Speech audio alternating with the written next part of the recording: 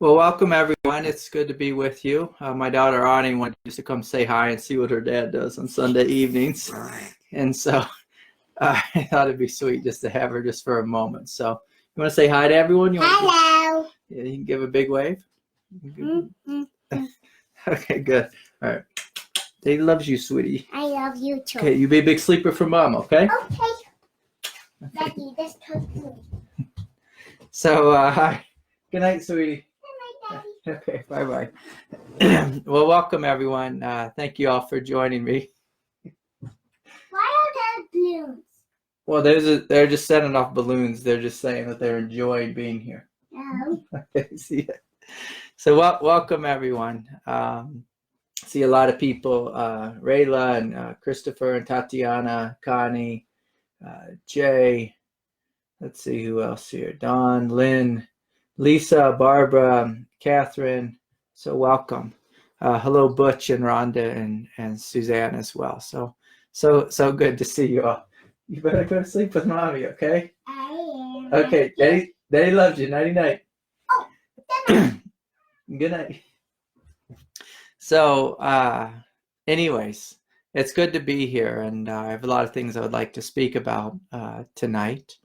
The big thing is I want to speak about is Kali and the unconsciousness. You know, doing our shadow work so we can unveil our true nature. But as always, just a couple announcements. On March 10th, I'm going to be doing a webcast series actually on a similar topic, looking deeply at the shadow and doing the importance of shadow work. And there's details about that on my website. It's March 10th, and it's free, so you're welcome to join that. And you can tune in from anywhere in the world. Also, a big thank you for everyone generously supporting the Sangha. You know, I want you to know deeply that, you know, I read all your emails. My heart is with you, whether you join on Zoom or Facebook Live, or you're tuning in on YouTube. You know, being a part of a Sangha it's a powerful thing. You know, it's being a part of a greater lineage and being connected to something higher. So, you know, I want to thank everyone who supports the Sangha with their financial contribution. So thank you this week from Tree and Tatiana, Catherine, Butch. Thank you, of course, for Suzanne for all the hard work that she does for us. And there's a couple other donations that came in. And so thank you also for those as well. You know, one of the things that happens, you know, as we meet in Sangha, in community, we're connecting to something higher, connecting to something greater. You know, every now and then I tune in to some of my Christian brothers, and I was listening to a short sermon by Joel Osteen, and one of the things that he was speaking about is it's very helpful to hang out with people who you deeply respect, you know, who you strive to be like them. I had my teacher for you know, decades, just supporting me, and I always looked to him, and he believed in me, and I believed, you know, just through continuing to show up, that something good would happen in my life. And my life was such a mess for so many years. I just kept showing up. And when you show up with a teacher, when you're part of a group, when you have a greater direction, like a Sangha, it really helps you to grow. And so I can't,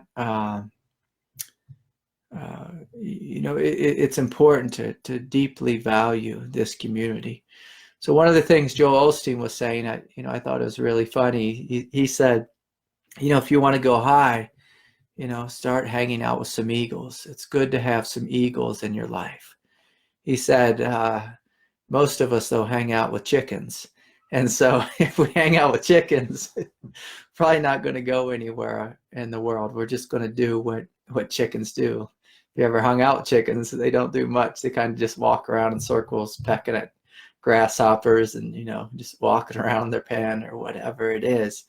And, a lot of us, we hang out with chickens. Some of us hang out with turkeys. Some of us hang out with, crows, which have the energy of like negative Nancy. And so, we don't want to just be hanging out in the mud all the time. We also want to be connected with people who are, a few steps further along the path. Sometimes, when I was with my teacher and I looked at my life and myself, I saw he was a million steps ahead of me. But because I kept showing up, eventually when it was time for me just to be on my own, I just felt as if my teacher and I were one. And even, whenever I'm teaching, I feel as if, like his voice is speaking through me, that something higher is speaking through me. And so that's what we're inviting here on the path, is to connect with that which is divine, that which is holy, that which is greater than our herd mentality or our fellow chickens on the path, their mentality. We're connecting with something higher. And so let us start, this evening by just calling upon grace, calling upon something higher, saying, Lord, will you guide me? Will you guide me this day? Will you come into me, the most high truth, the most high love and compassion? Will you speak through me? Will you live through me? Will you open my subtle energetic body to your grace, to your healing, to your light, your love, your joy? Will you help to free me all the places where I feel stuck, where I feel contracted? Will you help me to let go? Lord, Christ, Buddha, true nature, great masters, will you help me to forgive? Will you help me to forgive those who I feel have forsaken me? The old pain from the past that I'm holding on to. Will you help me to let go of that which is unholy, untrue, that which is less than? And so I invite all of you just to take some deep, full breaths, relaxing the belly, relaxing the pelvis,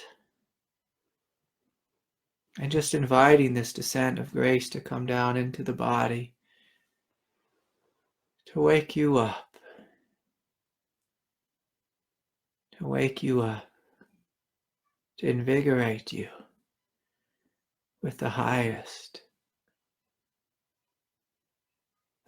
love, the highest peace. And so as we're breathing, as we're opening, I invite you not to notice all the thoughts in your mind, but rather that your consciousness is inherently peaceful and spacious right here, right now.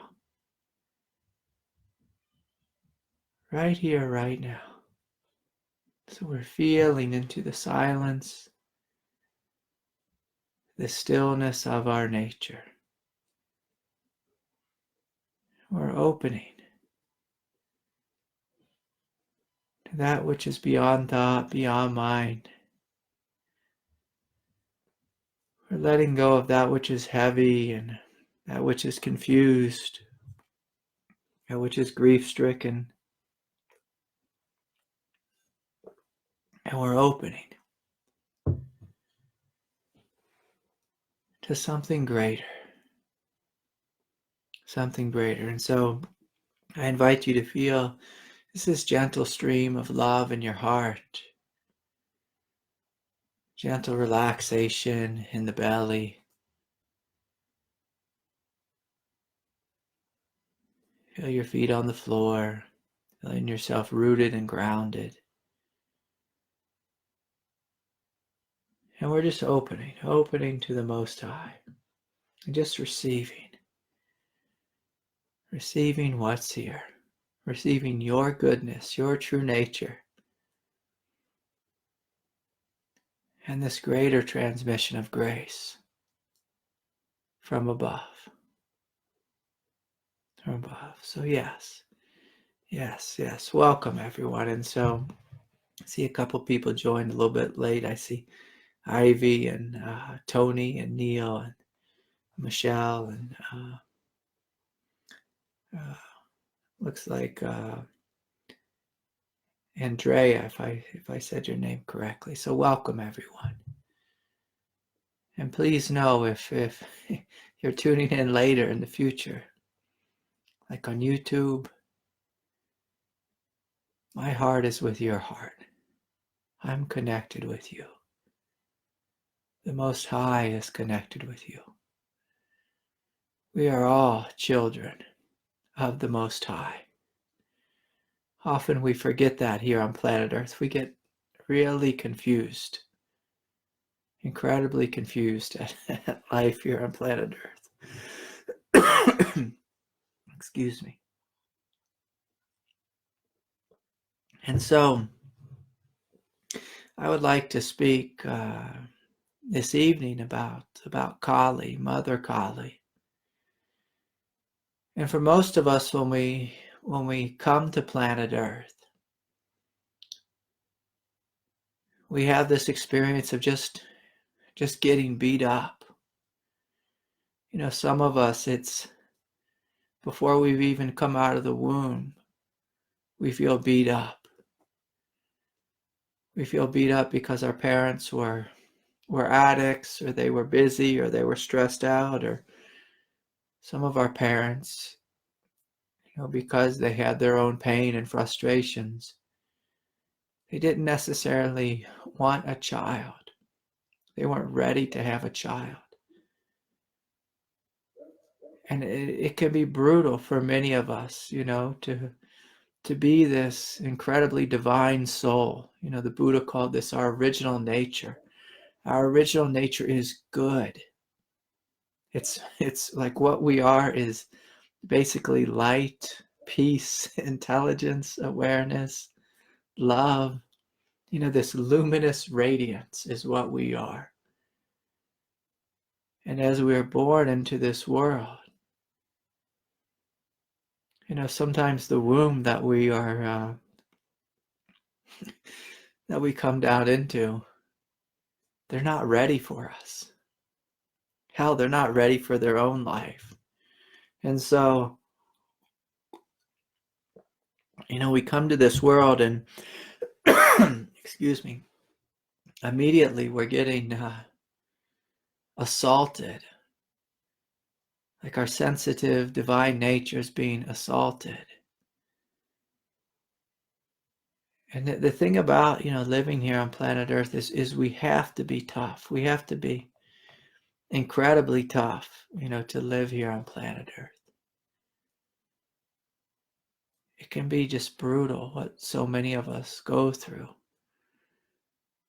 And often what we do is we just forget. We forget what we are because we've been just so beat up. And so, you know, one of the ways people refer to Mother Kali is basically just the force that beats us up. You know? And if we're unconscious of it, you know, Kali will just take over our life. And she's trying to shake us and wake us up. You know, so if any of you don't know what Kali is Kali is basically the force of evolution. And so if any of you have studied yogic or Buddhist literature, you know, they have Kali in that tradition.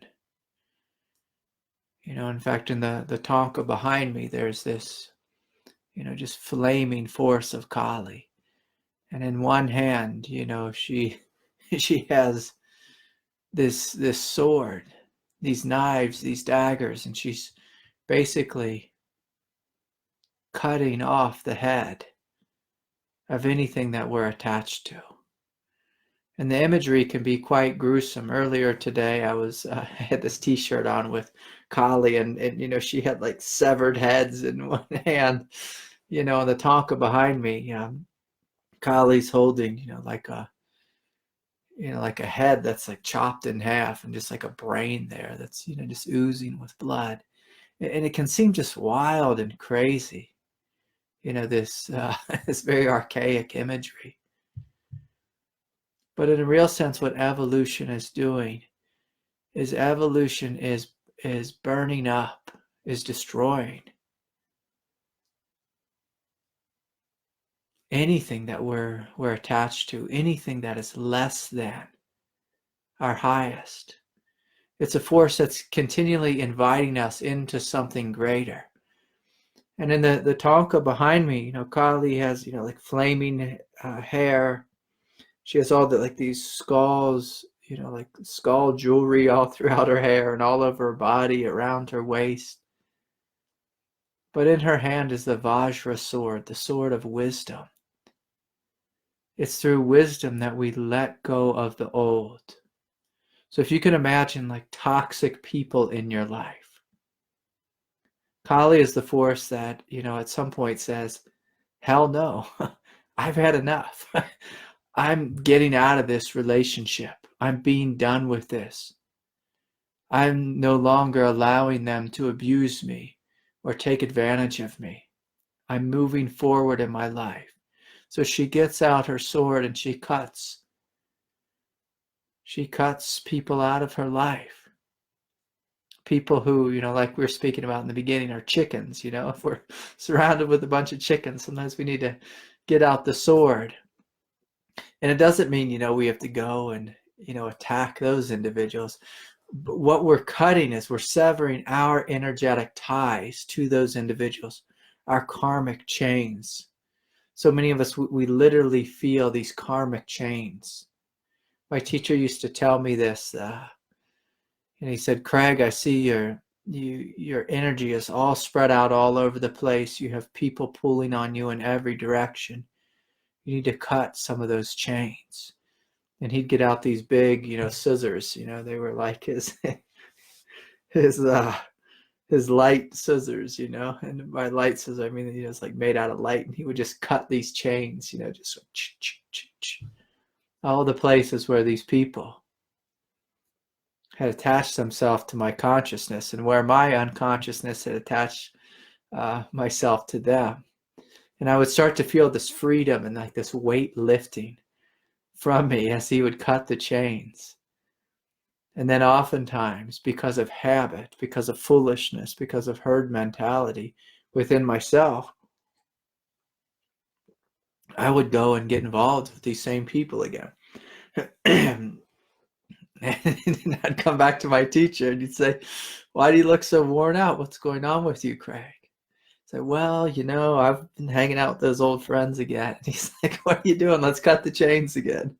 Let's cut the chains. And so normally, in order to cut the chains successfully, you have to unplug, from that which is toxic or that which is old or unhelpful or unsupportive. But then you must plug into something higher, something greater. You must call upon God. You must call upon the Dharma. You must, intensify your meditation or yoga practice. You must find new friends. Do whatever you can, to step into something greater. If we just cut the chains and then we're given some free time, some alone time, oftentimes our mind, because it's a creature of habit, will just reattach to the old thing it was attached to previously. And so this is a really common thing. A really common thing on the path is that, so many of us, especially if we have addictions, if we have an addiction, we try to get rid of it, but we don't start doing something new in its place. On the Friday night when we don't have anything to do And our mind starts to wander. It wanders back to that old addiction. And so it's important, if you cut a chain, to replace it with something new. And so that's the forward momentum of Kali. And she has the Vajra sword, the sword of wisdom. And she cuts the garbage out of your life. And so you can call upon Kali. Call upon her. This last week, I'm surrounded by all these beautiful girls, and there was a lot of just difficulty in the house, between all of them, and all of us were just having a hard time. And sometimes families are hard. Oftentimes families are hard. And so I got out some incense, and I came into my meditation room here, and I burned some incense, and I just started to do this little ritual around Kali, saying, Kali, I need some support here. There's some stuck energy with these girls.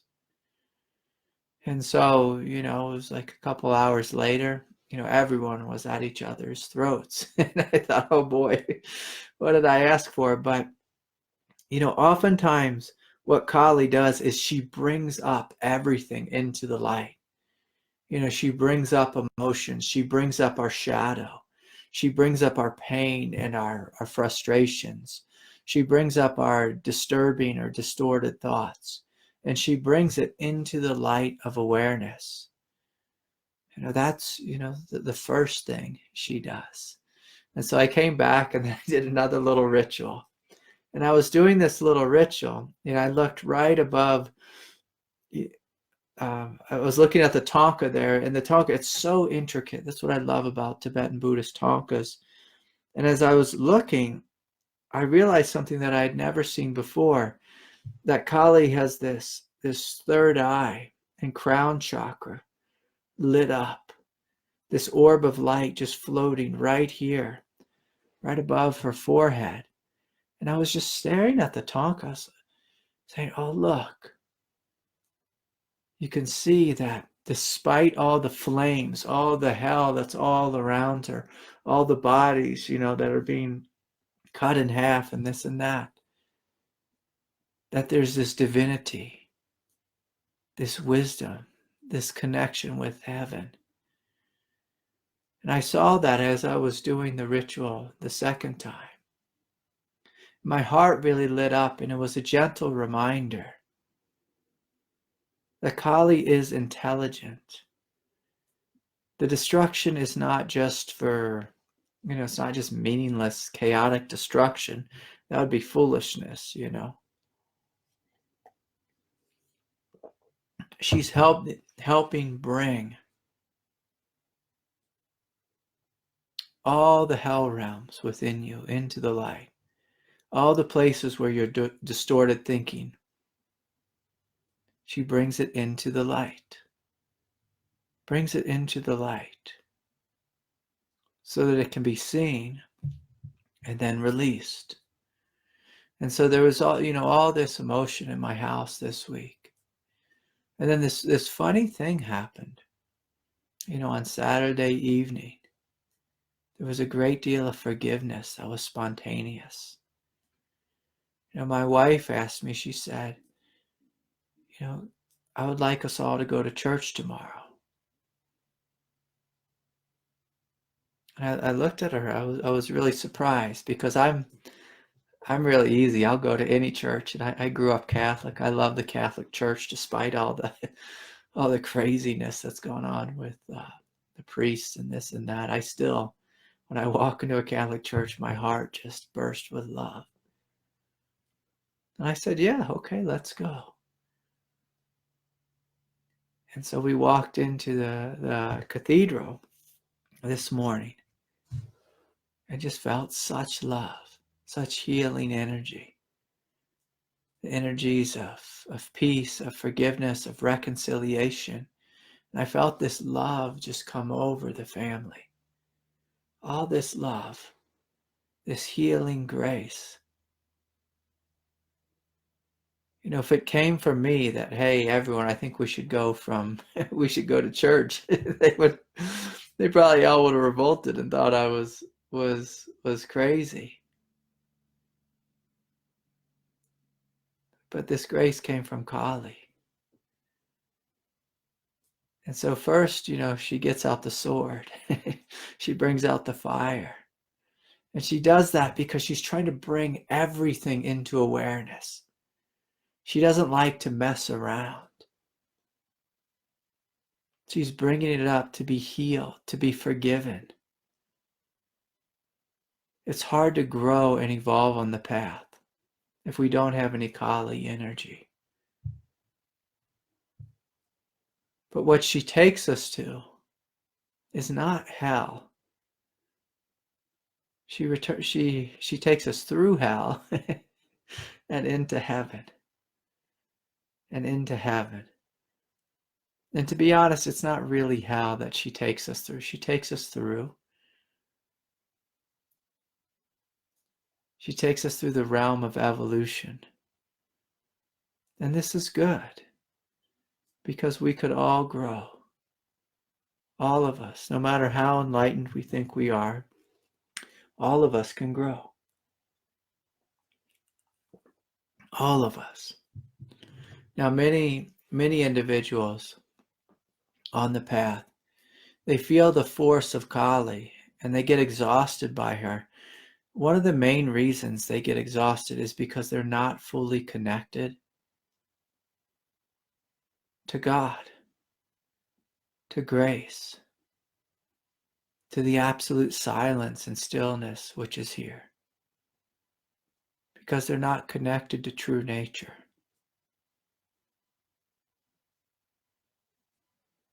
And so sometimes, she tries to connect us to true nature through making our life so miserable that it stops us in our tracks and we say, there must be another way. There must be another way. There must be another inner authority besides my thinking mind, besides my egoic mind. There must be something deeper. I cannot complain anymore. I cannot be a chicken anymore or a turkey anymore. I cannot do it. I cannot be a fool anymore. I have to look deeper within.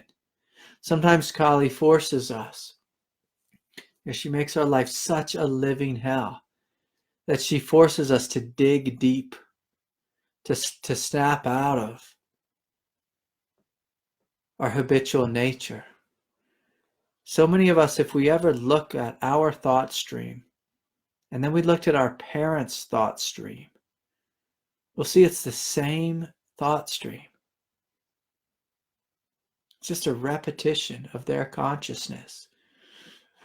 What Kali does is she'll come into your life and she'll make it so difficult. And she'll make you fail over and over again. Fail at what you are currently doing. And she's inviting you to see, hey, maybe there's another way. Maybe there's something different. Maybe I need to call upon God. Maybe I need to call upon the Dharma. Maybe I need to find the voice of my heart. The voice of my heart. And so the more quickly you find the voice of your heart, the more quickly you discover true nature. The more quickly you fall on your knees and call upon God and have a connection with God. Then you don't see Kali as just some, unconscious, terrible force that's destroying your life. You'll see that this is the force of evolution and it's good. And that you are okay, that you are big enough, that you will get through this. You'll get through this hell. You'll get through this. My good friend Suzanne, she turned me on to, this book that she was reading. I can't exactly remember the name of it. Maybe she'll type it in the chat, but it was something like MindBody Connection, Dr. Sarno, if I said his name correctly. And he's this, he's pretty old doctor who's been in practice for a long time. I think he went to Columbia Medical School, and one of the things that he learned over the years is that within our body is deep stored pain, deep stored trauma, deep stored rage within our body. And what he noticed was he was having, all kinds of clients come in to see him for back pain. And, he started to study them. And he realized that, a lot of times back pain, it has nothing to do with having a slip disc or, falling on the ice or doing this or that. What he started to discover was that the body, when it has emotional energy in it, intense emotional energy, the body will manufacture back pain, neck pain. Like if we hate our job, oftentimes we'll have a pain in our neck. If we're in a terrible relationship that we think is a pain in the neck, we will have a pain in the neck. And what he noticed is that the body manufactures healing crises.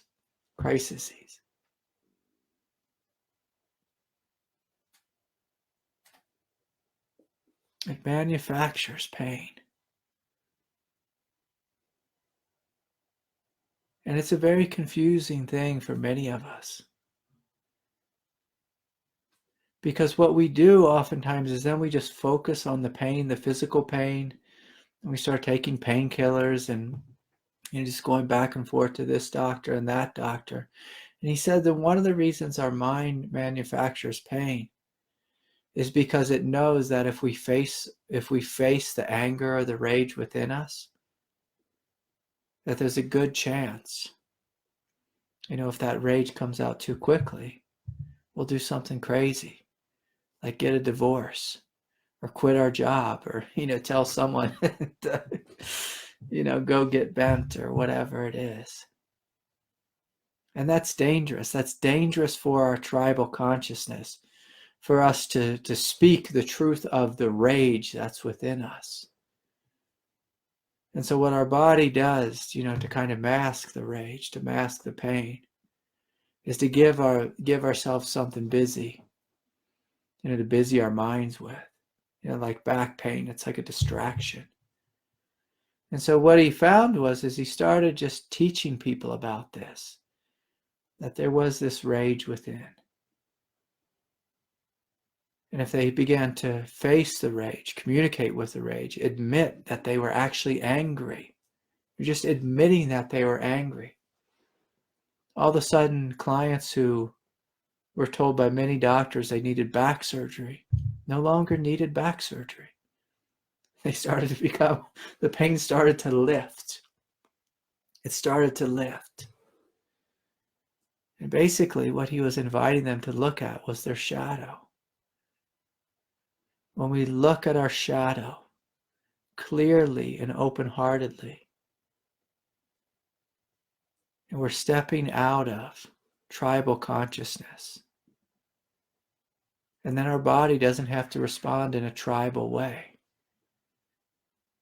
One of the things he was pointing out was that, he said there'll be like these periods where, there's like a disorder, like carpal tunnel or whiplash or this or that. It'll come into our collective consciousness, and then pretty soon, like 20 million people will have whiplash disorder, or 20 million people will have carpal tunnel, for a decade until, everyone outgrows that. And then there's a new disorder that comes forward. One of the things that he's doing is he's teaching people to look within and just admit, what is it that's within you? Especially if you have mystery pain. Oftentimes mystery pain has to do with repressed emotional energy. And so if you pray to Kali, say, Kali, show me the truth. Be careful, that's a powerful prayer. But remember, the truth will set you free. I would rather know the truth and walk through hell and come out to the other side than lie to myself for 20 years. Ignore, what's within me for 20 or 30 years and live in chronic pain. I've lived that life before, where I knew I needed to make change, but my ego said, no, you can't do it. It'll be too much. It'll be too disruptive to your life, Craig. Don't do it. And so I just repressed it for years. And as we repress pain, this rage, it just becomes more pressurized in our consciousness. Then oftentimes it'll manifest as back pain or, stomach, like a belly disorder, or irritable bowel syndrome, or whatever it is. We'll have intense headaches or this or that. So much of our chronic pain can be released when we give ourselves permission just to admit, I'm sad, I'm hurting. And if you notice, just like what happens energetically, when you admit, like, I'm sad, and you let the tears flow, what happens energetically is energy flows, repressed energy flows,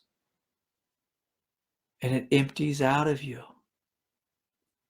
And as it empties out of you, what you're left with is your original nature. Your original nature. It will be unveiled. Unveiled.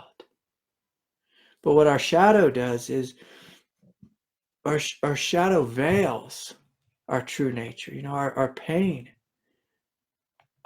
our confusion. It veils our true nature. And so many people actually have no idea what their true nature is. They don't know that what they are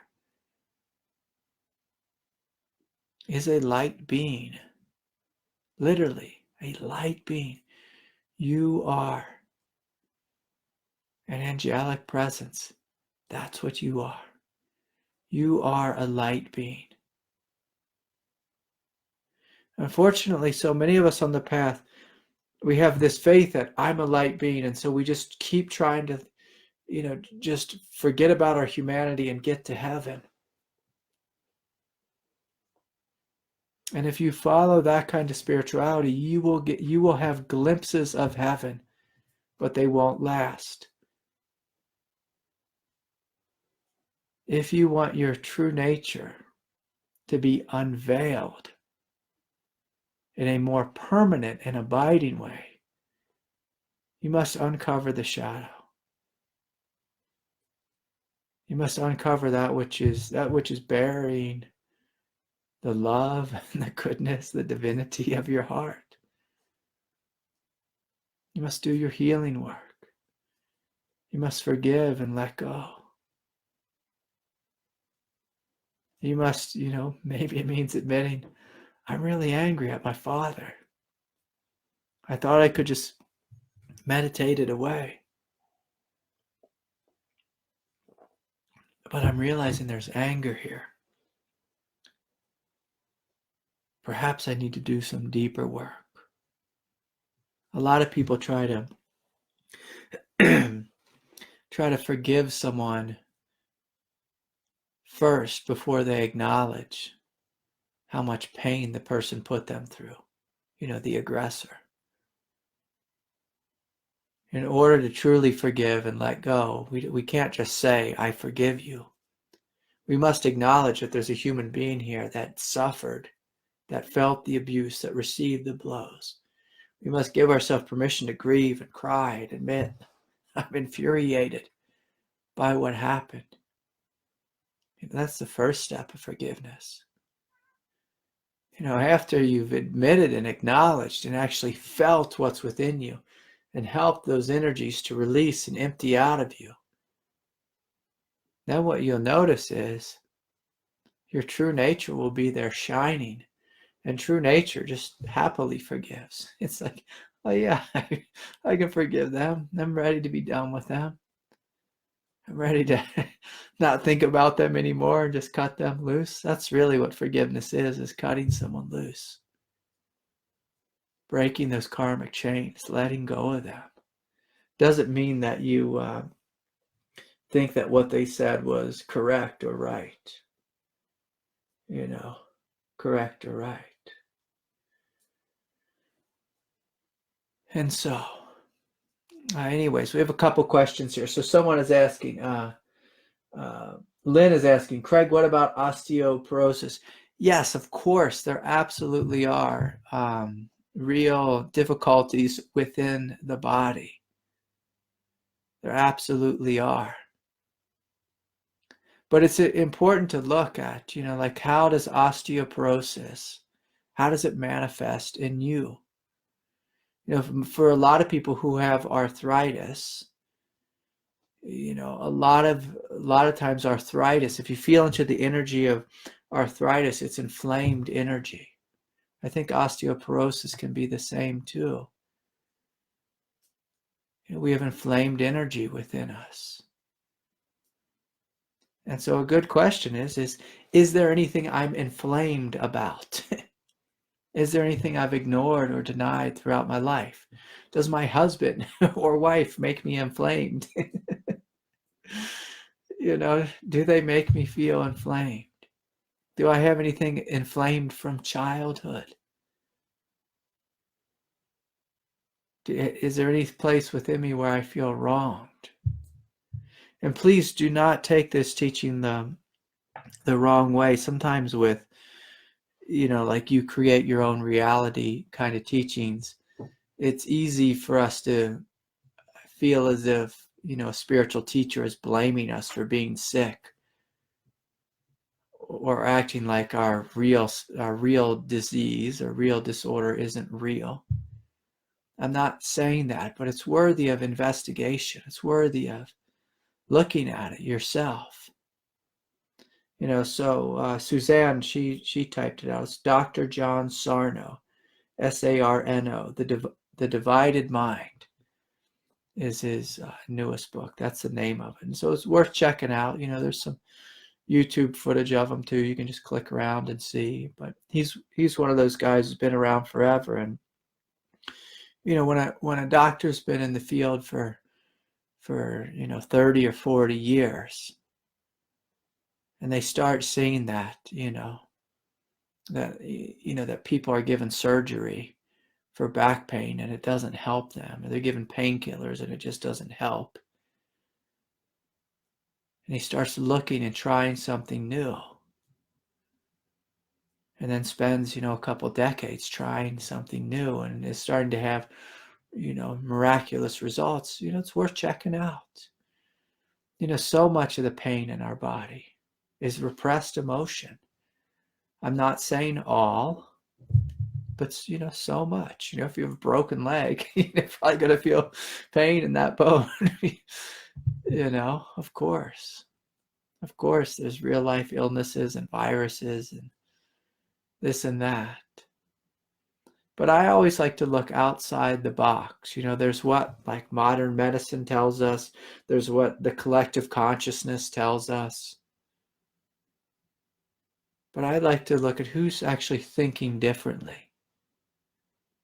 And like I was saying in the beginning, who's an eagle, who's soaring above the crowd, who's doing something different, who's bringing forth a greater truth to this world.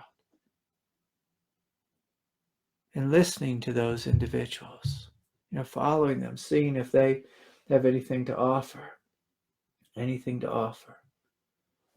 And so, okay, a couple questions here.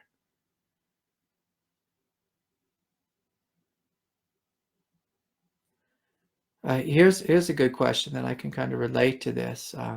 This is someone who's thinking about doing work with me. She's basically saying, Craig, I've spent a lot of money on healers. I've seen countless healers, but I can't seem to get rid of this issue that I'm struggling with. She has a lot of kundalini issues. I don't know what to think, and I don't have lots of money to spend. Can you tell me if you can help me? I'll say this about anyone I work, I'm going to work with. I don't offer a miracle cure. I do not sell snake oil. I'm on a path of true embodied awakening. If you want support with your experience, I'm someone who can probably help. Probably help. I've worked with thousands of people with kundalini, but with most people who come, they just come and they say, "Thank you, Craig. That was so helpful. I can see the light. I love this. I finally feel understood. I feel included. I feel like you know me and what I'm going through. You've given me some skills that I can put to work." And then they go and do their thing and disappear. For me, I visited with my teacher, many times. Many times. I didn't just see him once. I wasn't looking for a quick fix. I wasn't looking for a chiropractic adjustment. I was looking for a new life. And so if you have a blockage in your throat or in your heart, there's a good chance that there's many layers to it. There's a good chance that it will take deep work, that it's going to take a commitment on your part. The spiritual path, it's not for turkeys or chickens. It's for people who are committed. The people who actually wake up, the people who actually heal, they give their life to this path. And I'm not saying you have to give your life to me. You give your life to some high truth, a greater truth. And you see it till the end. I mean, I was the same way. I spent, tens of thousands of dollars. I spent my life savings on healing.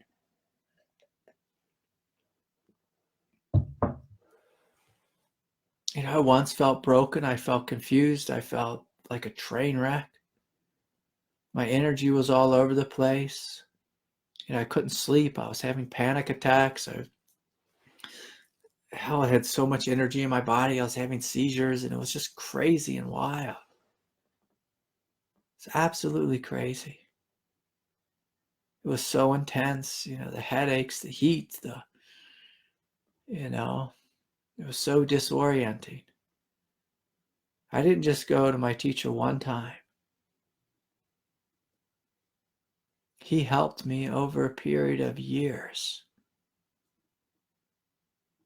Over a period of years. If you see me once, we'll have something to talk about, and I'll give you some things to work on your own. The people who stick around with any great teaching, your life will change. Your life will change. And again, please, nobody misunderstand that I'm not trying to gather followers or anything like that. I'm very busy already, and so I'm already overwhelmed, and so I'm not looking to collect followers. It's never been my thing. And so my heart goes out to you. I was the same way. I went broke, but I woke up to something incredible. And then the money thing, it all works itself out in the end.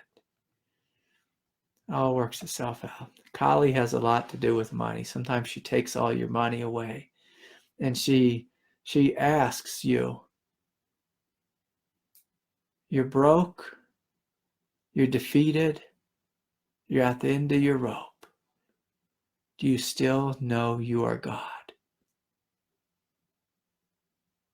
Can you wake up and see that what you are is good? Despite your body being sick or overwhelmed with energy or confused, or your mind is disoriented, or you're lost in ignorance, people are attacking you from every direction. All the money has dried up. But do you know you are God? Do you know you're divine? Do you know that what you are is indestructible? And so if that cost my life savings to have that realization in a permanent way, it's like, yeah, take it all. And she did. She did take it all. My health, my relationships, my families, my son, my business, my whatever. My home, took it all. And then helped me wake up to something incredible, and then gave it all back. Much better package. With more abundance, more prosperity, more love and light, inclusivity. And so yeah. Okay, here's a quick question. When we make mistakes or fall back into bad habits, is this Kali energy? No, that's actually the energy of habit. Yeah, that's the energy of homeostasis. That's the energy of tribal consciousness. Yeah. And so Kali is the force that helps us to wake up out of those bad habits and cut them, release them from ourselves. Move on and move into something greater. Now, sometimes Mother Kali might have us just, bang our head against the wall, make that wall just keep reappearing so that we fail miserably. And then after we fail miserably, we say, oh, I don't have to walk into the wall. I can walk around it or over it, or I can do a 180 and walk in the opposite direction. And so, yes, it could be. It could be Kali if you look at it that way. But, oftentimes the true movement of Kali is a movement of wisdom, and it's connecting to that wisdom. But oftentimes, she'll show up.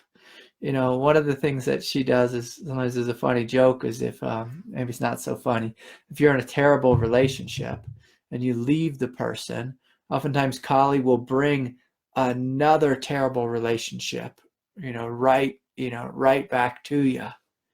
And basically she's just dangling it in front of you saying, are you going to make the same mistake twice?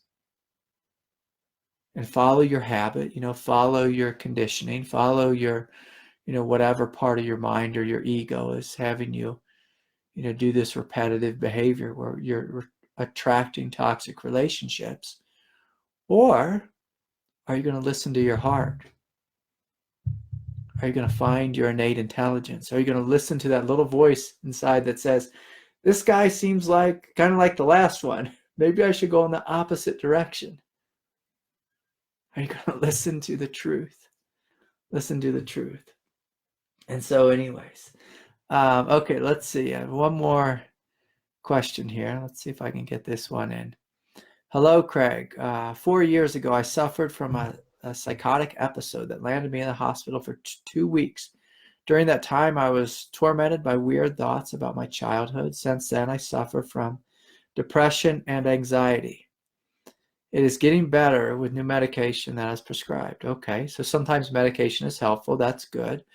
If anyone's taking medication for, any kind of mental disorder, I encourage you to also see a counselor or a therapist, investigate your shadow, and then eventually wean yourself off the medication. Okay. It's a positive thing. This whole ordeal gave me a strong Catholic faith. Yes, beautiful. See, this is how Kali works. Sometimes she'll come into our life and turn it upside down, and then here, this man's writing that it gave him a strong Catholic faith. Beautiful. More than a year ago, I experienced what can be described as a baptism in the Holy Spirit. Super strong feeling of love for Christ, synchronicity and experiences, mystical dreams, electric sensations in the arms, and so on. I never practiced meditation before, and it was quite incredible. The more I learn about Kundalini awakening, the more I see similarities with my experience. So are these similar? Yes, they can be similar. So oftentimes with Kundalini, you'll feel a rush up the spine.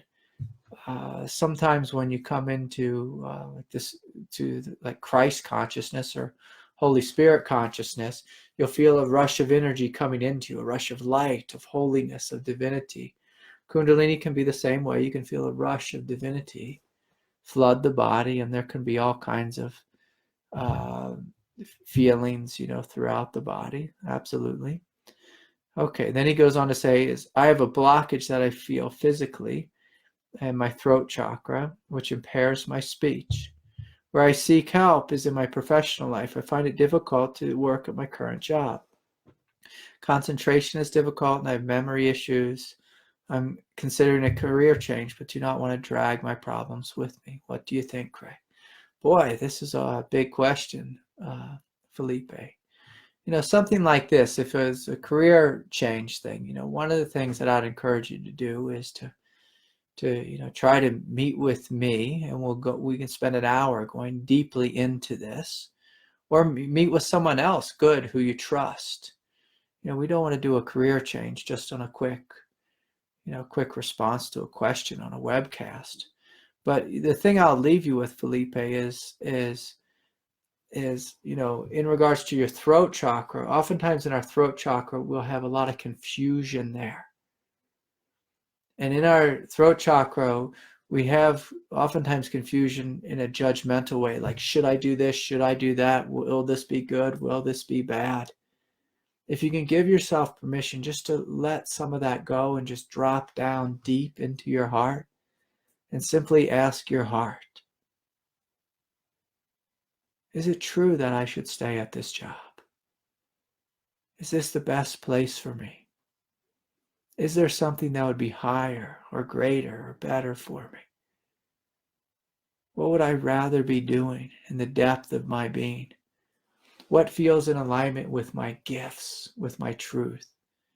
Just sit with these questions deeply, contemplate, ask your heart, sit in meditation, and see what comes forward. See what comes, my friend. You must discover this for yourself. Of course, I cannot tell you what to do. The only thing that I do as a teacher is I help you to investigate this more fully.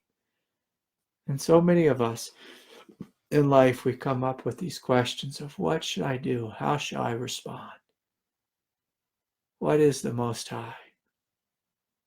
And so to truly sit with it. Don't ask your mind, because your mind will make a pros and cons list and go back and forth, this and that. Ask your heart. And if it's something that has to do with like a big change, like a career or relationship or this or that, feel free to give it a little bit of time and to make like a transition plan. Sometimes people will make like real swift spiritual decisions. Like we'll see in our absolute nature, we'll get this vision of doing something grand. But what we miss is we live in an evolutionary world. And so there might be 101 steps we need to do first before we become, the next Satguru who walks on the planet, or healer or whatever it is we think we should be doing. There might be some steps, where we transition out of one job and into another. And so anyways, my friend, best of luck to you. And, like I was saying before, my heart is with you all. I am starting a new meditation group Wednesday nights. It's donation based, so there's details on my website, craigholiday.com, for details. Please, it's going to be 7 p.m. Wednesday night, 7 p.m. Mountain Standard Time. But please register beforehand, because if you show up late, it won't let you in the group. So we want to start on time. It'll be through Zoom, and then it's good just to have all the technology and everything set up first. So go to my website, get registered if you're interested. And basically we'll be just spending time being silent, going inward. I'll do some guided meditation, and I'll look at who's present and offer intuitive guidance. And there'll be a wonderful transmission that will come. That old saying, when two or more are gathered in my name, I am there. I found this for many years that I've been teaching. When we show up, something great comes. Something great comes. So anyways, my heart is with you. Peace be with you all, and have a wonderful evening. Thank you all for the donations and the support. Take good care. Peace. Peace be with you.